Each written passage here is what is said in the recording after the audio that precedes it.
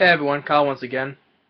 Welcome back to another movie review, and now we're gonna review another old Disney classic from back in the day, and out of the old Disney classics, from the 80s and below, from the 80s, 70s, 60s, whatever, this is one of my this is also another one of my favorites.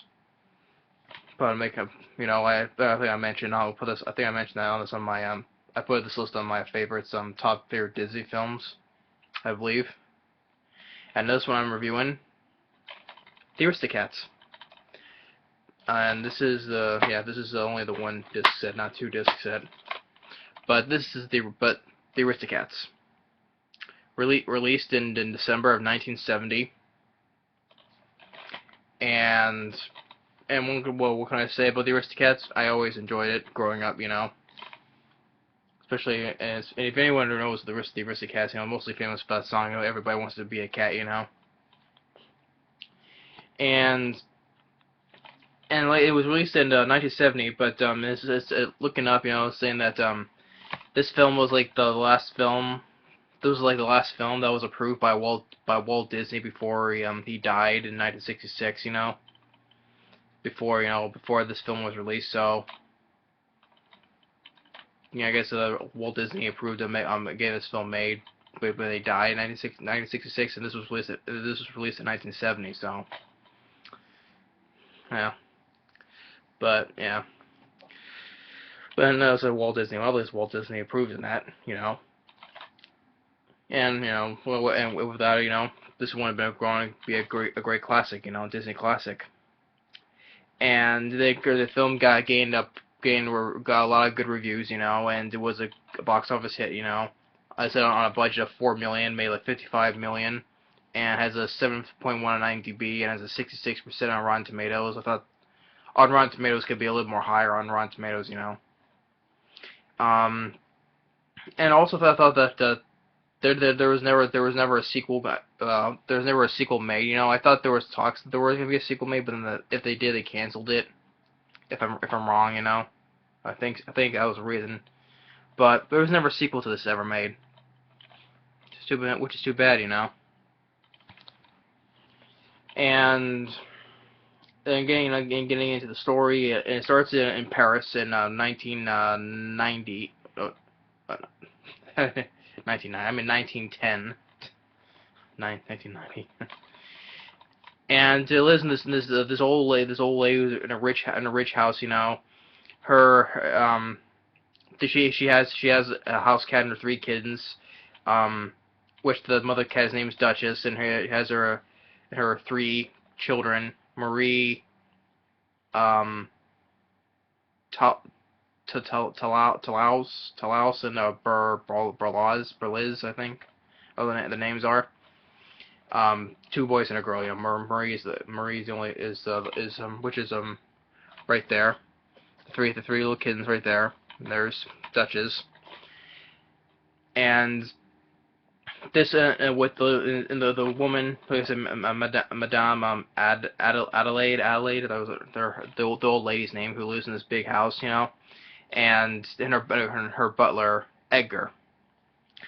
And then her lawyer,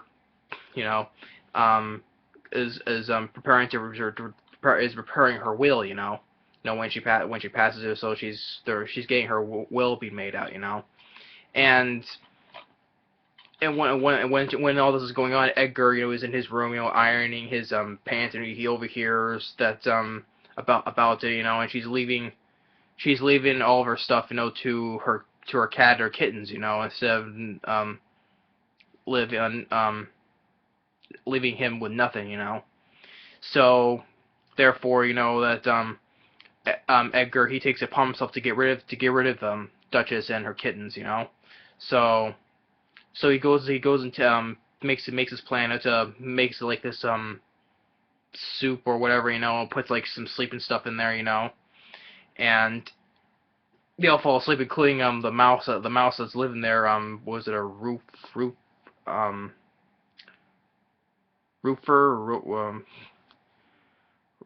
how was the name? Ropefer.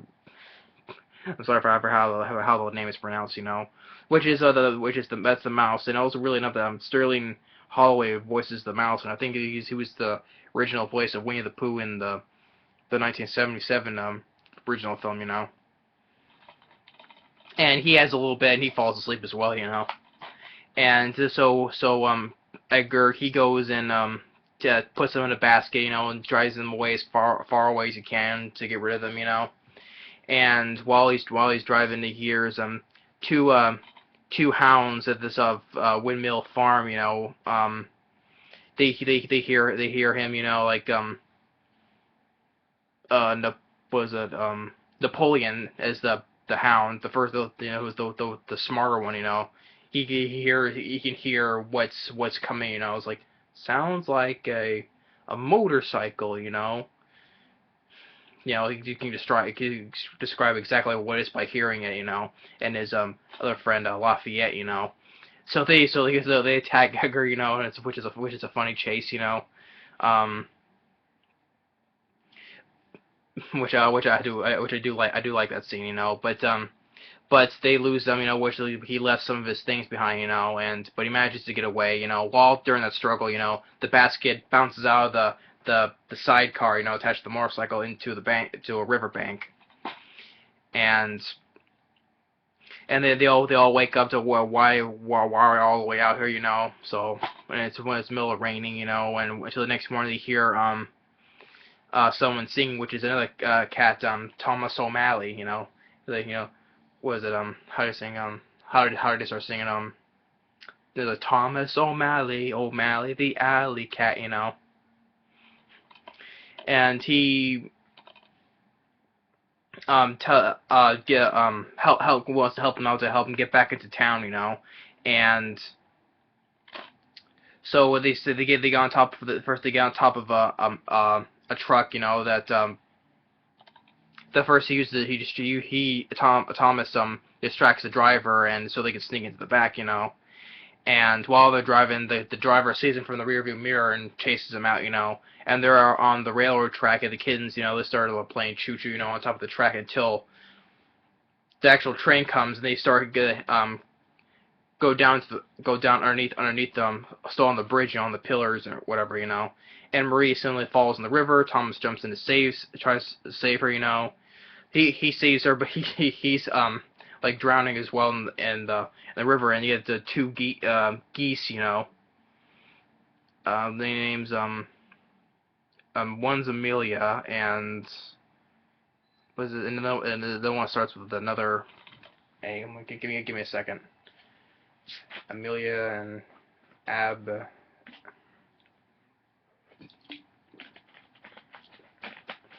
Let me look it up. Right now. Let's see here.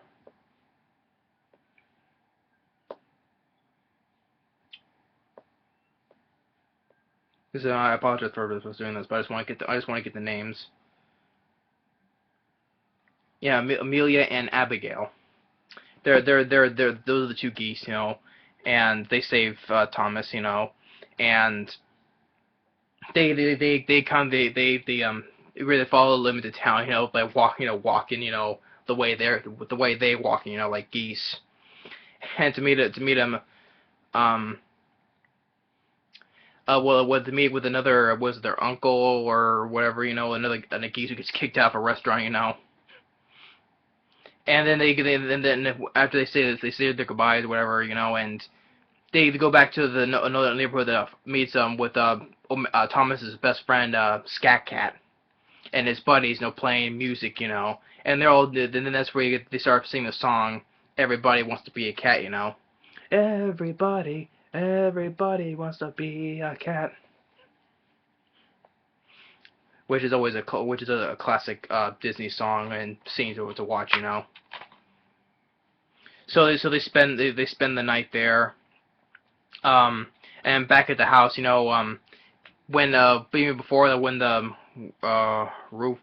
the mouse's name, I can't remember how his name is, he's been out all night searching for them, but he couldn't find it back at the barn with the horse, talking to the horse, which is Foo.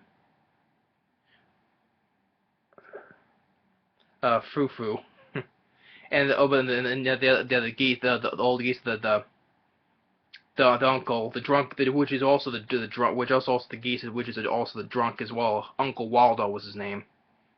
But Frou, the horse, he's talking to the mouse, and Edgar comes in, that he's on the paper, the stories in the papers, and he left his hat, his fishing rod, and wherever left he had behind with the two dogs, so he has to go back and get them, So he goes back and gets them, and the two dogs, they're sleeping with all the stuff, like Napoleon's wearing his hat, when Lafayette's sleeping in the smaller the side car to the motorcycle, and he uses this and he's using his fishing pole to get his hat, whatever, and he gets all the stuff, and the dog is left, Napoleon's here, sounds like a one-wheel cart in a haystack, Hey, there it goes, and they'll jump in though, but it was a shorter struggle this time. It lasted about 10 seconds, and Buddy loses them as well, so he gets all his stuff back, and then by the next morning they finally reached the house, and they start meowing, to get the owner's attention, But even though the mouse tried to stall, by tying Edgar's shoelaces together, but didn't do any good. So he lets him in. He puts him gets them all in a sack, and even Madame first the owner Madame what's the woman's Madame. I'll just call it Madam. She thought she heard the kittens, so but Edgar lies about that, saying, "Oh, it's such a tragedy," whatever he said. So he's always planned to put them in a trunk and send them all the way to Timbuktu, and the mouse tells Thomas, and Thomas tells him to get his friends, and he's like, alley cats, but I'm a mouse, But but all of his Thomas's friends, they put him he gets stuck in a bottle, and the mouse tries to tell them, which it actually does, touches the kittens are in trouble, so they all run back into the barn, as Edgar puts him in the trunk. Thomas tries to fight Edgar, throws a pitchfork, but there's no third in between, pitchfork, a three pin pitchfork, whatever, Then Thomas's friends start fighting Edgar, and they throw this big metal thing, which they can't get out of, throws a bucket on him. Then Fufu kicks him right into the trunk, and then the people take him away all the way to Timbuktu, So everyone's happy, and Thomas then is now has been adopted into he's been adopted into the family, taking a family portrait, of the cats, and then they scratch Edgar's name off the will list, and the lawyer hears music, and the madam has started a new foundation, for housing stray cats, It's kind of like, in 101 Dalmatians, they also start foundations for all the lost Dalmatians, So, and then they all play, everyone starts singing a song. Everybody wants to be a cat again, and even all the other characters start singing the song as well, and it's with the two dogs, Napoleon and Lafayette's like, "Hey, Napoleon," scratches that sounds like the end. And he's like, "Wait a minute, I'm the leader. I'll tell you when it's the end or not." Then the end sign hits him, and he's like, "Oop, it's the end." So yeah, so I enjoyed the Aristocats, you know. So it always I think I do remember putting this on my top list of the favorite Disney animated films, you know. And I always remember this as a good classic film as well, you know. And it's too bad that there's too bad that no sequel was made of this, you know. If they did, it would probably been like a couple Disney films, you know. They always did like a sequel, but it ends up being like a mid, well, you know, which you know like takes place in between the beginning and the ending of the film, you know, like like Bambi or Tarzan too, you know, that's like takes place in the middle just before the ending of the original film, you know. Or the Fox and the Hound too, you know, that was the same thing as well. If they did make a sequel, it probably would have been like that though, but I just prefer doing a straight afterwards sequel, you know. But if they did, we're talking about a sequel, then they canceled it for whatever reasons, you know. Which is too bad, you know. Um, nothing much for features, you know. Yeah, nothing much for features. But so that's basically that. I always enjoy the film, you know. It's on for 78 minutes, you know, at a good pace to it, and I always enjoy the song, you know, the music, you know, especially the song "Everybody Wants to Be a Cat," you know. The characters, always enjoy the characters. Had a lot of fun, even on the back here of Entertainment Today, you know, bursting at the seams with rib-tingling fun. I had a lot. I always had a lot of fun with the Aristocats, and I'm glad I still enjoy. You know, always remember this one. Always a good Disney animated classic from back in the day. You know. So yeah, so that's my review for the Aristocats. Thanks for watching. Take care and stay tuned on the next movie review. Later.